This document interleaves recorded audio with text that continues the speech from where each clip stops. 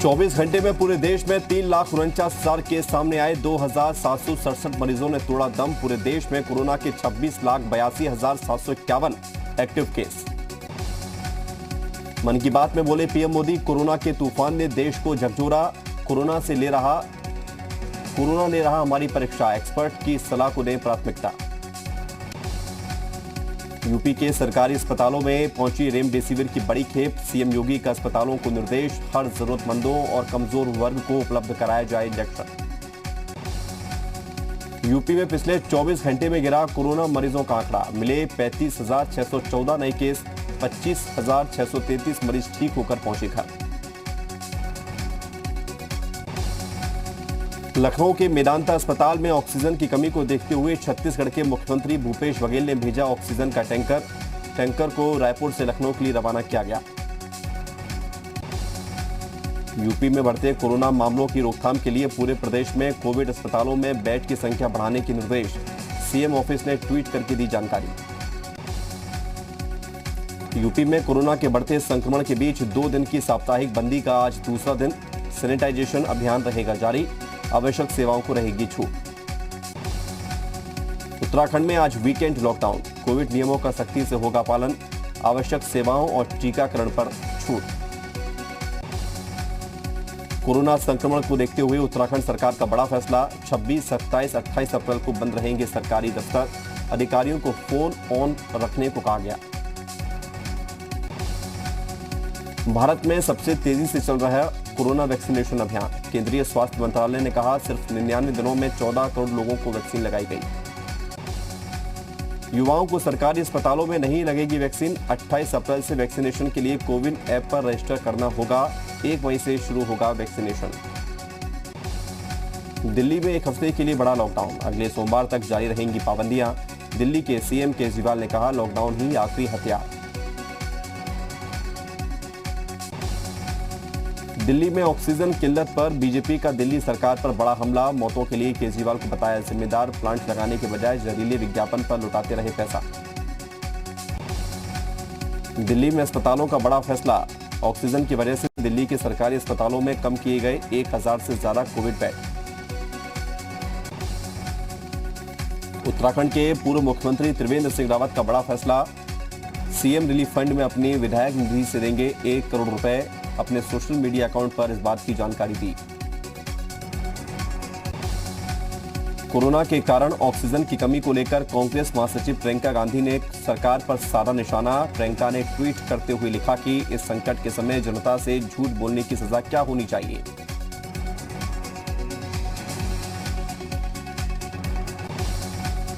Corona के कारण oxygen की कमी को लेकर अखिलेश यादव ने बीजेपी पर साधा निशाना। कहा, सड़कों की तस्वीर झूठ नहीं बोलती। मान्यवर कृपया अपनी बंद आंखें खोलें।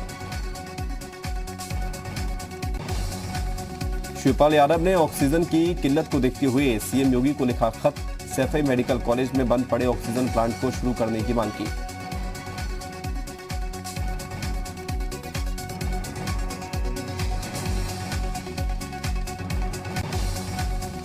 भारत बायोटेक ने तय किए कोवैक्सीन के दाम। राज्य सरकारों को 600 रुपए में मिलेगी डोज। प्राइवेट हॉस्पिटल को चुकाने होंगे 1200 रुपए।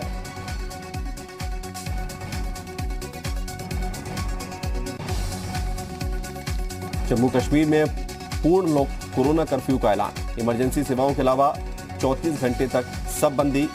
24 अप्रैल की रात 8 बजे से 26 अप्रैल सुबह 6 बजे तक कर्फ्यू। महाराष्ट्र बीजेपी ने उद्धव सरकार पर रेमडेसिविर इंजेक्शन के घोटाले का आरोप लगाया। खरीद में अनियमितता को लेकर लोकायुक्त और एंटी करप्शन ब्यूरो से शिकायत की।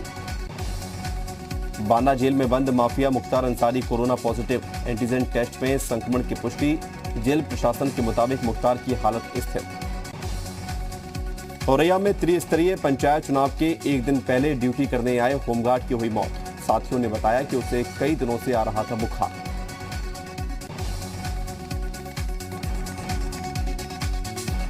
औरैया में होमगार्ड की मौत के बाद अन्य होमगार्ड का हुआ कोरोना टेस्ट। 11 होमगार्ड हुए पॉजिटिव। विभाग में हड़कंप।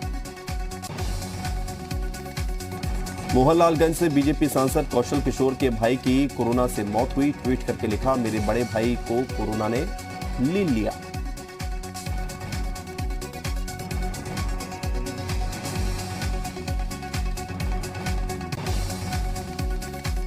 मुरादाबाद में कोरोना संक्रमित मरीजों के अंतिम संस्कार पर मोक्षधाम प्रबंधन का बड़ा फैसला। अगले ही दिन जाकर अब अस्थियां ले जाएं परिजन। शवों की लगती लंबी कतार के बाद लिया गया फैसला।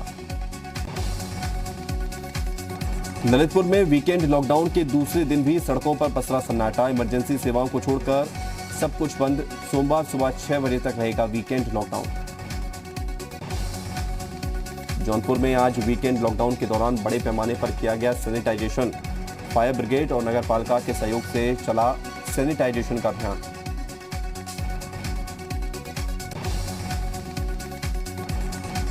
कोरोना संक्रमण के खात्मे के लिए वाराणसी में महारुद्राभिषेक का आयोजन। महंत कुलदीप तिवारी ने अपने घर में ही महारुद्राभिषेक शुरू किया। गाजियाबाद पुलिस ने ऑक्सीजन की कालाबाजारी करने के मामले में 2 आरोपियों को गिरफ्तार किया। 101 छोटे बड़े सिलेंडर बरामद। महामारी अधिनियम के तहत केस दर्ज। कोरोना को लेकर सोशल मीडिया पर अफवाह फैलाने वालों पर होगी कार्रवाई। यूपी पुलिस मुख्यालय ने जारी किए निर्देश। आगरा में चाकू की नोक पर रेस्टोरेंट संचालक को धमकाया गया। रेस्टोरेंट कर्मचारी पर चाकू से वार करने की कोशिश। पूरी घटना का वीडियो सोशल मीडिया पर वायरल। अमेठी में पंचायत चुनाव में दबंगई का वीडियो वायरल हुआ। दबंगों ने खुलेआम पिस्टल के दम पर लोगों को धमकाया। संग्रामपुर थाना क्षेत्र के धौराहरा गांव का मामला। उत्तर प्रदेश में सभी अस्पतालों का फायर सेफ्टी ऑडिट कराएगी योगी सरकार। सीएम ऑफिस ने ट्वीट करके दी जानकारी। अलीगढ़ में पावर हाउस के स्टोर में लगी भीषण आग। आग से फाइबर केबल जलकर हुई राख। काफी मशक्कत के बाद आग पर पाया गया काबू। बुलंदशहर में प्लाईवुड की फैक्ट्री में लगी भीषण आग। काफी मशक्कत के बाद आग पर पाया गया काबू। मथुरा में एक गैराज के बाहर खड़ी गाड़ियों में आग लगने से हड़कंप मचा। पुलिस और फायर ब्रिगेड की टीम ने काफी मशक्कत के बाद आग पर काबू पाया।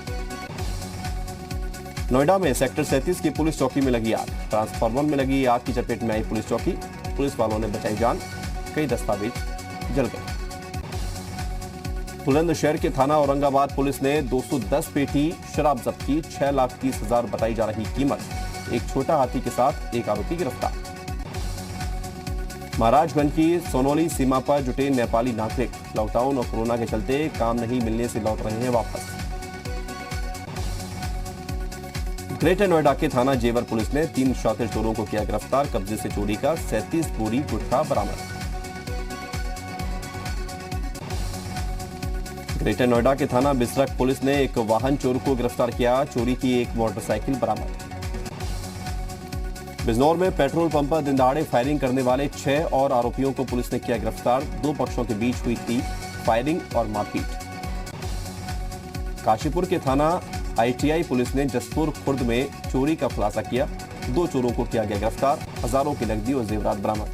काशीपुर के थाना आईटीआई पुलिस ने जसपुर खुर्द में चोरी का खुलासा किया। बस्ती के लालगंज थाना क्षेत्र में सड़क किनारे बोरे में मिला महिला का शव। पुलिस ने शव को कब्जे में लिया। शव की पहचान नहीं हो पाई। संभल में गैंगस्टर को गिरफ्तार करने पहुंची पुलिस टीम पर हमला। पथराव में कई पुलिसकर्मी घायल। गैंगस्टर फरार। पथराव के 4 आरोपी हिरासत में। बिहार के हाजीपुर में पूर्व विधायक मुन्ना शुक्ला ने उड़ाई कोरोना गाइडलाइंस की धज्जियां। नाइट कर्फ्यू में भोजपुरी एक्सप्रेस का डांस शो। 300 लोगों पर केस दर्ज। पंचायत चुनाव के तीसरे चरण के चुनाव प्रचार का थमा शोर। 26 अप्रैल को 20 जिलों में होगा मतदान। आज रवाना हो रही हैं पोलिंग पार्टियां।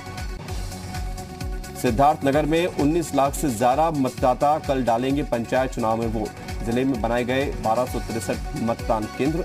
16,000 मतदान कर्मी करेंगे ड्यूटी। जालौन में कल 9 विकासखंड की 574 ग्राम पंचायत, 930 क्षेत्र पंचायत और 25 जिला पंचायत सदस्य सीट पर होगा मतदान। सभी पोलिंग पार्टियां रिटर्निंग ऑफिसर की निगरानी में रवाना। औरैया में पंचायत चुनाव के पहले प्रधान पद के प्रत्याशी के घर से मिली 18 पेटी शराब। मुकदमा दर्ज कर फरार आरोपी की तलाश में जुटी पुलिस। कोरोना महामारी के चलते शादियों के सामान की दुकानों में अब मिल रहा है अर्थी का सामान। लॉकडाउन और घाटे से उबरने के लिए दुकानदार सामान बेचने को मजबूर। रोज आ जाते हैं 8 से 10 ग्राहक। चमोली ग्लेशियर हादसे में 11 लोगों की मौत हुई, 384 को सुरक्षित बचाया गया, 7 लोगों की तलाश अब भी जारी। चमोली में अलकनंदा के एक छोर से दूसरे छोर तक लोहे की केबल और रस्सियों के सहारे भेजी गई जेसीबी। सड़क कटिंग का जारी है काम, वीडियो वायरल हुआ। हरिद्वार में देव डोलियों का स्नान शुरू, कुंभ के दौरान देव डोलियों के स्नान की है परंपरा।